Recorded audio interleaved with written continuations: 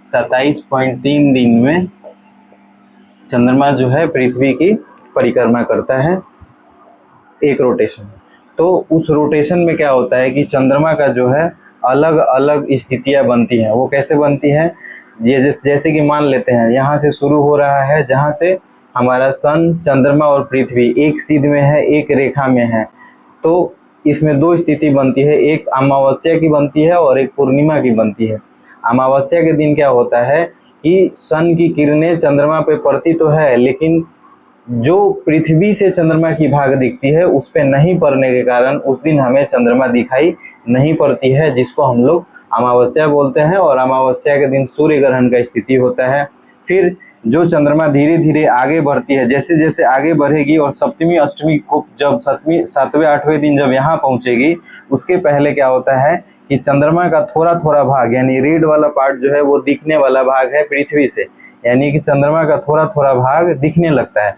सप्तमी अष्टमी को आते आते क्या होता है कि थोड़ा दिखने वाली जो भाग है चंद्रमा का वो थोड़ा बढ़ जाता है।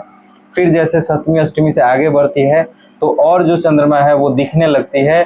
और एक समय फिर ऐसा आता है कि चंद्रमा, पृथ्वी और सन, सूर्य जब एक सीध में होती है तो पूर्णिमा की स्थिति बनती है, जिस दिन हमारा जो मून है वो पूरा दिखने लगता है, चंद्रमा पूरा दिखने लगता है। तो उस दिन क्या होता है कि चंद्र ग्रहण की स्थिति होती है। फिर यहाँ से जो है मून आगे चलना शुरू करता है, तो क्या होता है कि फिर वही स्थिति धीरे धीरे चांद जो है कम दिखना शुरू हो जाता है, वो इसके रोटेशन के कारण। और वही जब फिर आगे और बढ़ेगी धीरे धीरे, तो फिर सप्तमी अष्टमी का फिर वही समय आएगा।